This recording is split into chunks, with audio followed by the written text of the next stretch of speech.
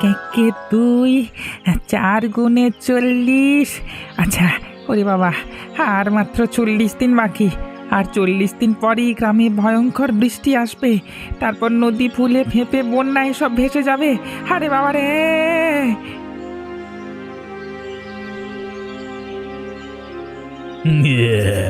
ওই দেখো, পাগলা গোকুলের খ্যাপ আমি দেখো, হ্যাঁ, নিজেকে বড় পণ্ডিত মনে করে। ওখানে গাছের নিচে বসে বসে দেখো অঙ্ক করছে। কি রে পাগলা গোকুল, তোর অঙ্ক কি বলছে শুনি? এত হাত গুনে মাথা চুলকে কি বার করছিস? ভয়ানক বিপদ আসছে গ্রামে, খুব জোরে বৃষ্টি আসবে গো। কি সব বলছি? কিসব বলছি রে বাবা? তুই কি শহরের বড় বড় পড়াশোনা জানা লোকেদেরও হারিয়ে দিবি নাকি রে তোর এই অঙ্কের মাধ্যমে? দেখো না, এমন ভান করছে যেন জগতের রহস্য আবিষ্কার করেছে নিচে। আমার উপর হাসছে। তা কি বিপদ আসবে রে? আরে ছাড় তো, পাগলের কথা শুনে কোনো লাভ আছে? তোমরা বুঝতে পারছো না গো, আমাকে বিশ্বাস করো তোমরা, এই গ্রামে ভয়ানক বন্যা হবে, আকাশ ফুঁড়ে বৃষ্টি আসবে। তোমরা তোমরা এখন থেকে যদি কোনো প্রস্তুতি না নাও, তাহলে কিন্তু সব জলে ভেসে যাবে। শুনেছিলাম বেটা তুই নাকি একবার খুব করে কচু খেয়ে পাগল হয়ে গেছিলিস। হ্যাঁ, ওই জন্যই তো মাথায় কচু পোড়ার মতো বুদ্ধি। চলো চলো, হ্যাঁ, বেটাকে আনন্দ করে নিজের মনের সুখে অঙ্ক করতে দাও, আমরা নিজেদের কাজে যাই। হ্যাঁ হ্যাঁ, এখানে দাঁড়িয়ে দাঁড়িয়ে আমাদের ছেলে খেলা করবার সময় নেই, ওসব বাজে কথা ছাড়ো। ওরা মরুক গে যাক, তাতে আমার কি? এই যা কচু পাতা নিয়ে এসে জড়ো করেছি, তাতে এবারে আমার ব্যবস্থাটা অন্তত উদ্ধার হয়ে যাবে। তারপর যার বিপদে পড়ে আসবার ইচ্ছে হয় আসবে। এই কচু পাতা আর বাঁশ দিয়ে জুড়ে একটা বড় ভেলা বানাবো, তারপর আর কোনো সমস্যাই থাকবে না। ওই দেখ, পাগলাটা আবার কি করছে রে? তাই তো, চলো তো দেখি। আরে ও গোকুল, কি করছিস ভাই? ভেলা বানাচ্ছি গো, ভেলা। এই ভেলা জলে ভাসবে, এর উপরে বানাবো কচু পাতার ঘর। আমি তো বাঁচবো, সেই সাথে গ্রামের লোকেরাও বাঁচবে বন্যার থেকে। তার মানে তুই বিশ্বাস করে ফেলেছিস যে বন্যাটা সত্যি সত্যি হবে? এই গাধা! আরে তুইও না নন্দু ভাই, ওর কথায় তাল মেলাচ্ছিস। ও নিজের কথা বিশ্বাস করবে না তো কি আমাদের কথা বিশ্বাস করবে? ওর মাথা ঠিক নেই। একটা পাগলের কথা শুনে আমরা চলবো নাকি? হ্যাঁ হ্যাঁ, তোমরা নিজেদের মতো করে চলো, তারপর যখন বিপদ আসবে তখন বুঝতে পারবে মজা। আচ্ছা আচ্ছা, তুই তোর মজা নিয়ে এই কচু পাতার ঘর বানা, আমরা চললাম। হ্যাঁ হ্যাঁ ভাই, পাগলা গোকুল, তোর ভেলা হয়ে গেলে আমাদের একটু দিস, হ্যাঁ, আমরা চড়ে দেখবো।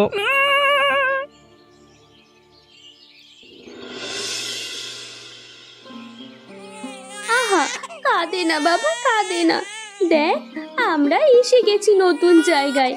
আমি জানি তোর খিদে পেয়েছে, কিন্তু আমারও তো কষ্ট হচ্ছে বল। দেখ, তোর মা ক্লান্ত হয়ে পড়েছে। ওই দেখ, ওখানে একটা লোক বসে কি যেন করছে। চল ওখানেই যাই। তুমি কে? এই কচি খোকা কোলে কোথা থেকে আসছো তুমি? দেখে তো মনে হচ্ছে ভয়ানক ক্লান্ত হয়ে পড়েছো, আর তোমার কোলের ছেলেটাও তো খিদেতে কাঁদছে। আসলে হ্যাঁ, আমরা সকাল থেকে কিচ্ছু খাইনি, অনেক দূর পথে হেঁটে এসেছি। কিন্তু এখানে কেন এসেছো? আসলে আমরা থাকতাম এখান থেকে অনেক দূরের গ্রামে।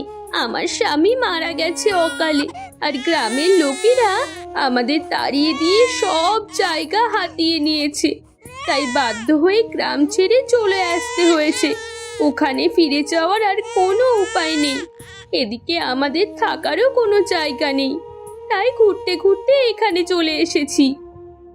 আহারে, তোমাদের দেখে আমারই কষ্ট হচ্ছে। তোমরা চাইলে এখানে থাকতে পারো, এখনো এই ঘরের কাজ বাকি আছে, কিন্তু তাও থাকবার মতো উপযুক্ত হয়ে গেছে। কিন্তু এটা কিসের ঘর? এটা হচ্ছে ভাসমান কচু পাতার ঘর, আমি নিজের হাতে বানাচ্ছি। আসলে সামনে বন্যা আসতে চলেছে তো, তাই বন্যা আসলে এর মধ্যে থাকা যাবে। উম, কিন্তু কিন্তু আপনি আমাকে সাহায্য করতে চাইছেন? কোনো চিন্তা নেই, আমাকে অচেনা মানুষ ভেবে বিশ্বাস করো আর না করো, কিন্তু এই কচি ছেলেটার মুখের দিকে চেয়ে আমি আমি এই আশ্রয়টুকু দিচ্ছি, তুমি থাকো। বড় দয়া আপনার মনে। ঠিক আছে, আপনার যখন দয়া হয়েছে আমি এখানেই থাকবো। আমি ঘরের ভেতর থেকে খাবার পাঠিয়ে দেব। কি গো পার্বতী, আজ তো বাজারে সবজির দাম সস্তা দেখছি, তুমি একটু বেশি করে নিয়ে যাবে তো? সব সময় তোমাদের আমার দিকে নজর কেন গো? নিজেরাও তো একটু বেশি করে নিতে পারো। আমি মরছি আমার জ্বালায়, আর তোমরা আমার পিছনে লেগে বসে আছো। বাবা, এই কেন, তোমার কি হলো গো বউ? সত্যি, আমরা যখন পার্বতীকে দেখি সব সময় যেন পার্বতী তেলে বেগুনে জ্বলতে থাকে। বলি একটু শান্ত হয়েও তো থাকতে পারো নাকি? শান্ত হয়ে আর থাকবো কি করে? চোখের সামনে যা সব অঘটন দেখছি। কি হয়েছে, কি হয়েছে? আরে আজকে আবার কি নতুন খবর আছে তোমার কাছে? ওই শয়তান পাগল গোকুলের পাশে থাকলে কি আর খবরের অভাব আছে? আমার যত কপাল খারাপ যে ওর প্রতিবেশী হয়ে থাকতে হচ্ছে আমাকে। কেন, কি করেছে সে? বেচারা তো নিজের অঙ্ক, আর আজকাল শুনছি কি কচু পাতার ঘর নিয়ে সুখে আছে। সে তো কারো ধান্দায় থাকে না। তোমরা কি করে জানলে যে ধান্দায় থাকে না? তোমরা তো আর চোখের সামনে দেখোনি। এদিকে ওই কচু পাতার ঘর বানিয়ে সেখানে তো একটা অন্য গ্রামের বিধবাকে নিয়ে তুলেছে বলে ছোকছোকানি তো কম নেই। এ কি বলছো কি তুমি? এটা তো বিশ্বাস করা যায় না। তাহলে কি ওই নতুন বাড়িটা বানিয়েছে আমাদের বন্যার নাম করে হুলো বানিয়ে পেছন থেকে মেয়ে মানুষ নিয়ে ঘর করার জন্য? সেটা তোমরা যাই মনে করো, কিন্তু গ্রামের পরিবেশ ভালো রাখার জন্য এসব কিন্তু একদমই উচিত নয়। সেটা তো ঠিক কথাই। ওর কি কোনো লজ্জা শরম নেই নাকি? আর মেয়ে মানুষটাই বা কেন যে একটা পাগলের ঘরে উঠে এলো? আমাদের নিশ্চয়ই একটা ব্যবস্থা করতে হবে। চলো চলো সবাই, আমাদের জানতেই হবে। বলি নাক লজ্জার মাথাকে এই গ্রামে এসে নোংরামো করা চলবে না। কোথায় সেই পাগলের বাচ্চা? বেরিয়ে আয়, বেরিয়ে আয় বলছি। হ্যাঁ হ্যাঁ, এই তো কচু পাতার ঘরের ভিতর মেয়ে মানুষটা আছে। কথা কানে যাচ্ছে না নাকি? ওই বিধবা মেয়ে ছেলে,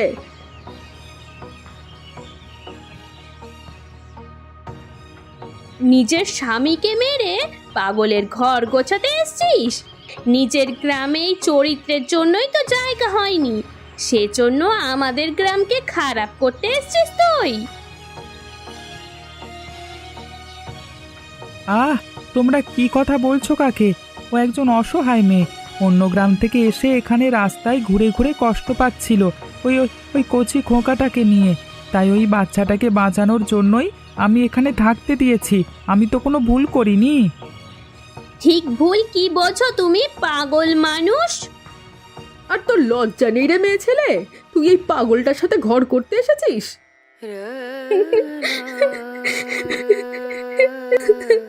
তোমরা এরকম করে কথা বলো না গো। আমি কারোর সাথে ঘর করতে আসিনি। আমি বড় অসহায়।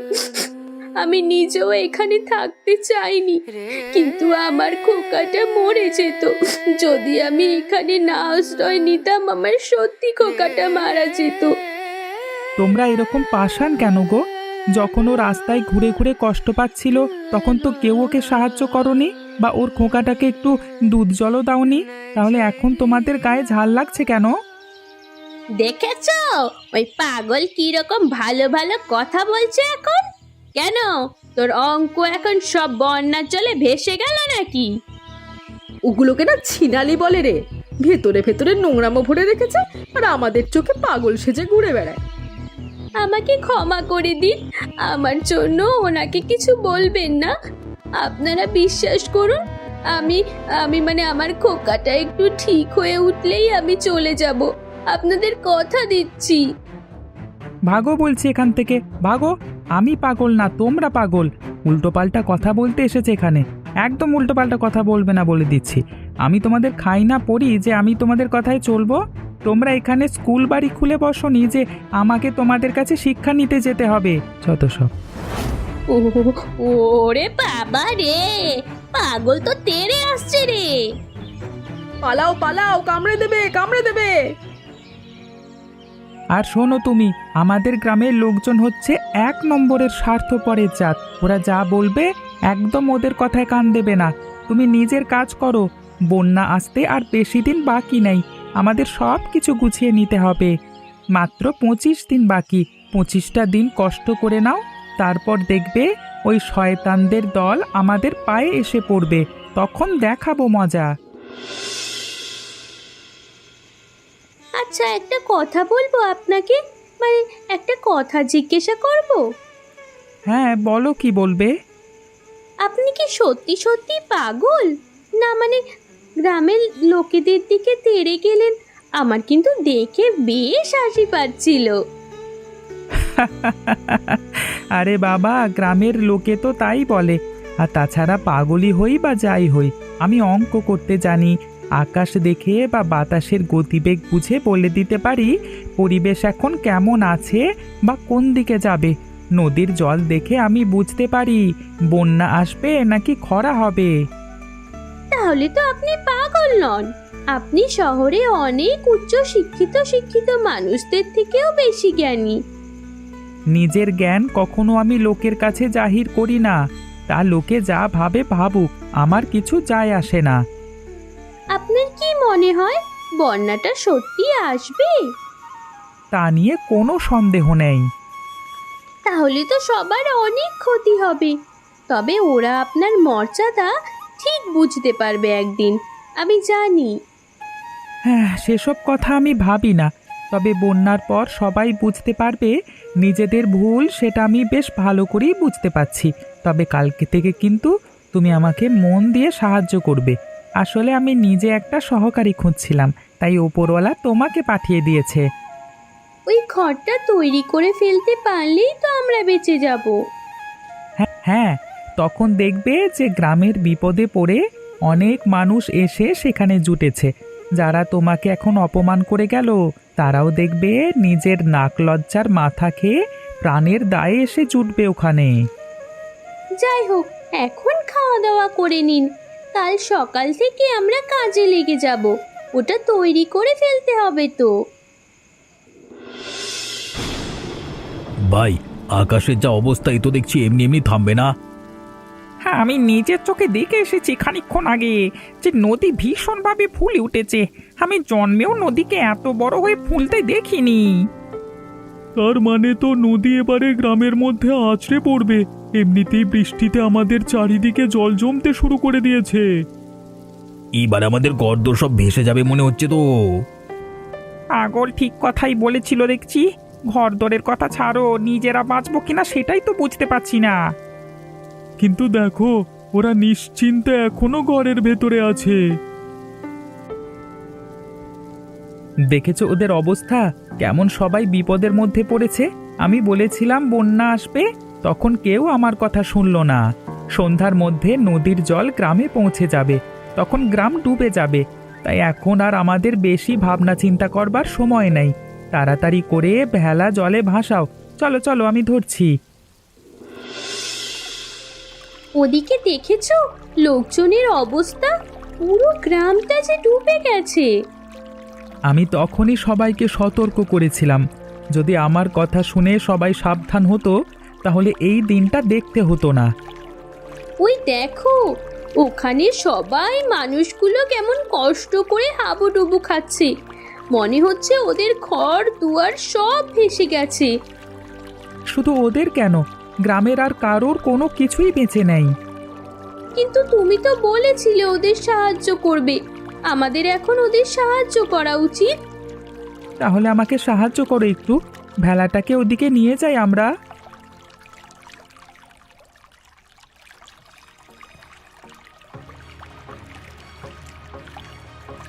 বাঁচাও গোকুলদা, আমরা এখানে ডুবে যাচ্ছি, আমাদের ক্ষমা করে দাও। আমাদের সবকিছু শেষ হয়ে গেল, তোমরা না বাঁচালে আমাদের কে বাঁচাবে বলো? আমাদের শেষ আশ্রয়, বাড়ি ঘর দুয়ার, গরু ছাগল সব শেষ হয়ে গেছে। এমনকি চাষের ফসল পর্যন্ত আর ঘরে তোলা হলো না। আমাদের বড় ভুল হয়ে গেছে। আজকে আমাদের অহংকার আর অজ্ঞানতার জন্য এই অবস্থা হয়েছে আমাদের। ক্ষমা করো আমাদের, তুলে নাও তোমাদের ভেলায়। আমি বুঝতে পারছি এবারে তুমি পাগল নও, তুমি আমাদের জীবন বাঁচালে। ধন্যবাদ ধন্যবাদ দাদা, পাগলো দাবের চুমুকাই। কিন্তু এখনো গ্রামের অনেক মানুষ অসহায় অবস্থায় মৃত্যুর সাথে পাঞ্জা লড়ছে। আমাদের গিয়ে তাদেরকে বাঁচাতে হবে। হ্যাঁ, আর আমরা সেই কাজ করতে পারবো না, তোমাদের সাহায্য লাগবে। পাপের প্রায়শ্চিত্ত করবার একটা সুযোগ যখন পেয়েছি তখন আর ছাড়বো না। চলো চলো, আমরা তোমাদের হাতে হাত দিয়ে সাহায্য করব, চলো।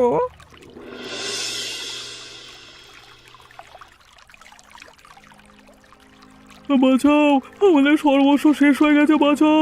এ ছেলে পুলেটি আমরা মরে যাচ্ছি। এ কত লোক ভেসে কোথায় চলে গেছে তার কোনো ঠিক ঠিকানা নেই।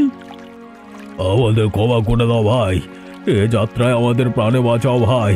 আমরা আর কোনোদিন কিছু চাইবো না তোমার কাছে ভাই। তোমরা এই দড়িটা ভালো করে ধরো, আমরা এই দিক থেকেই দড়িটা এখানে ধরে রেখেছি। তারপর সবাই উঠে আসো ধীরে ধীরে, চিন্তা করো না, সবাই বেঁচে যাবে, এসো না। কাকা কাকা, আমরা বড় ভুল করেছি, এখন সেই ভুলের মাসুল দিচ্ছি আমরা নিজেরা। ক্ষমা চেয়ে নিয়েছি, তোমরাও ক্ষমা চেয়ে নাও। আর কেউ কোথাও আছে যাদের উদ্ধার করা বাকি? উফ, বড্ড বেঁচে গেলাম আজকে এই মানুষটার জন্য। আর যদি তুমি না থাকতে ভাই আজকে, তাহলে এই ছেলে বুড়ো বাচ্চাগুলোকে নিয়ে আমরা বেঘরে মারা যেতাম, নদীর জলে ডুবে মরে ভাই। আরে এতদিন ছেলেটাকে আমরা সবাই পাগল বলতাম, আসলে ওর মাথায় যা বুদ্ধি আছে আমাদের কারোর মাথায় সে বুদ্ধি নেই, আর সেই জন্যই ওর বুদ্ধিকে আমরা পাগলামি মনে করেছিলাম। আর কে কোথায় ভেসে গেছে আমরা জানি না, তবে আমরা সবাই এক জায়গাতেই ছিলাম। বেশ, ঠিক আছে, তাও আমরা খুঁজতে খুঁজতে যাব। আর এখন যতদিন না বৃষ্টি থামছে, আমরা এ ভেলাতেই মিলেমিশে একসাথে থাকবো। এখানে তো দেখছি তুমি রান্নার সব ব্যবস্থাও করে রেখেছো। হ্যাঁ, এটার নাম হচ্ছে বন্যায় ভেসে আসা কচু পাতার ঘর। 40 দিন আগে থেকে এই ঘরের প্রস্তুতি নেওয়া হয়েছে, যাতে এখানে সবাই আশ্রয় নিতে পারে এবং তাদের কোনো সমস্যা না হয়। এখানে থেকে আমরা সবাই একসাথে মিলেমিশে থাকবার শিক্ষা পাবো। আমরা সবাই একসাথে এখানে ভোজ রান্না করে খাবো, চিন্তার কিচ্ছু নেই। আমি এতদিনে বুঝতে পারলাম যে টাকা পয়সা সম্পত্তি এক জায়গা করে কোনো কাজই আসে না, যদি না সেটা বিপদের দিনে সাহায্য করে। আমি সারা জীবন টাকা পয়সা জমিয়ে বড় বাড়ি করেছি, কিন্তু সেই বাড়ি আজকে জলের তলায় চলে গেছে। আর এই সামান্য কচু পাতার ঘর আজকে জীবন বাঁচালো আমাদের সবার বিপদের দিনে। এখন মনে হচ্ছে এটাই সব থেকে বড় সম্পদ, তাই আমাদের মধ্যে সব থেকে বড় লোক আমি নয় গোকুল। ঠিক আছে ঠিক আছে, চলো আমরা হাত লাগিয়ে কাজ করা শুরু করি। এত লোক এসে গেছে, সবার খিদে পেয়েছে, চলো আমরা রান্না করবার ব্যবস্থা করি। উফ, 2 দিন কেটে গেল, ভাবা যায় এমন বিপদের মধ্যে আমরা কোনো দিন পড়িনি। গোকুলকে যতই ধন্যবাদ দিচ্ছে ততই কম মনে হচ্ছে। আচ্ছা, তোমাদের মধ্যে পার্বতী বৌদিকে তো দেখলাম না। তাকে আমরা বাঁচাতে পারলাম না, সে আমাদের চোখের সামনে নদীর জলে ভেসে গেছে। ও আমাদের নামে অনেক খারাপ খারাপ কথা বলেছিল। আর হয়তো সেই জন্যই পাপের শাস্তি পেয়েছে সব থেকে ভয়ানকভাবে। আমাদের মধ্যে তোমাদের নামে কলঙ্ক তো ওই মহিলাটি রটিয়েছিল। যাই হোক, আমরা যে বেঁচে গেছি এটাই শান্তি। তার থেকেও বড় কথা, এতদিন পরে আমরা একটা শুকনো জায়গা পেয়েছি। তবে এখন মনে হচ্ছে বৃষ্টিটা থেমে যাবে, বৃষ্টিটা ক্ষমার দিকে যাচ্ছে মনে হচ্ছে। বলো তুমি কি গোকুল? হ্যাঁ, এখন থেকে গ্রামের যা সিদ্ধান্ত নেওয়া হবে সব ওকে জিজ্ঞেস করিয়ে নেওয়া হবে। আমাদের আর কোনো বোধ বুদ্ধি নেই ভাই, গ্রামের সিদ্ধান্ত নিতে আমরা পারবো না ভাই, সেটা আমরা পরিষ্কার বুঝতে পেরে গেছি এই ঘটনার মাধ্যমে। এখনো বেশ কিছুদিন বৃষ্টি চলবে, তাই আমাদের সবাইকে একটু সামলে থাকতে হবে। তবে চিন্তা নেই, এখনো যা খাবার আমাদের কাছে আছে এ কয়েকদিন চলে যাবে। তবে কদিন থাকবার জন্য আমাদের এখানে একটা অস্থায়ী ঘর বানানো দরকার। তার জন্য ভেলার উপর থেকে আমাদের এই কচু পাতার ঘরটাকে নামিয়ে আনলেই হবে। সবাই মিলে ধরো। হ্যাঁ, এটাই হবে আমাদের বর্ষার আস্তানা। এখন থেকে আমরা প্রতি বছর বর্ষার আগে এরকম ভেলা বানিয়ে রাখবো। আর সেই দায়িত্বটা গোকুলকেই দেওয়া হলো। ঠিক আছে, চলো এখন সবাই মিলে হাতে হাত লাগিয়ে ভেলাটার ওপর থেকে কচু পাতার ঘর নামিয়ে আনি, কারণ ওর মধ্যেই তো থাকতে হবে যতদিন না বৃষ্টি থামছে ততদিন। এসো এসো, সবাই এসে কাজে হাত লাগাও।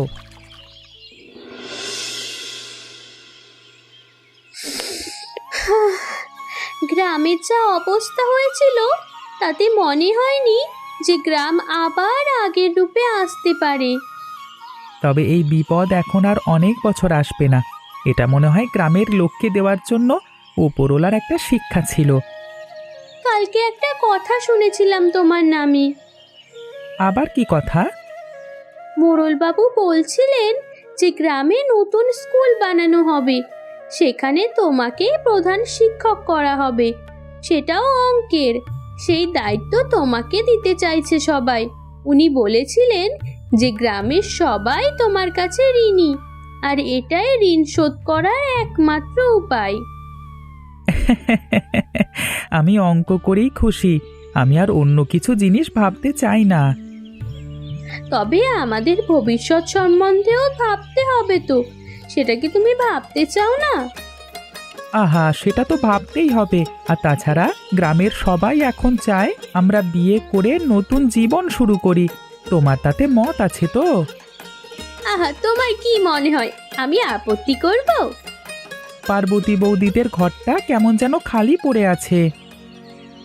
ওটা গ্রামের মানুষদের জন্য একটা শিক্ষা, আর কেউ যেন এরকম কাউকে অপমান করতে না পারে। ওই ঘরটার দিকে তাকালে সবার মনে পড়বে যে অপমান করলে তার শাস্তি কেমন হয়। অসহায় কারোর নামে কলঙ্ক রটাতে গেলে আসলে নিজেকেই আগে ক্ষতিগ্রস্ত হতে হয়, এটা তারই প্রমাণ। আচ্ছা ঠিক আছে, চলো ওদিকটা একটু বেরিয়ে আসি। দেখেছো দেখেছো তো, মানুষের নামে কলঙ্ক দিলে বা মানুষের ক্ষতি করার চিন্তা করলে কেমন হয়। যোগ্য মানুষের কদর করতে না জানলে বিপদ সব সময় আসে। আর তোমরা বলতে পারবে যে ঠিক কতদিন আগে উনি বুঝতে পেরেছিলেন যে গ্রামে বন্যা আসতে পারে? উত্তরটা কিন্তু তোমরা কমেন্ট করে জানিও। আর তোমরা যারা আমার মতো অঙ্ক পাগল এবং অঙ্ক ভালোবাসো, তারা কিন্তু আমাদের গ্রামে এসে আমাদের সাথে অবশ্যই দেখা করবে অথবা কমেন্ট করো। আমাদের গল্পটা সবার সাথে শেয়ার করো এবং কেমন লাগলো জানাতে ভুলো না।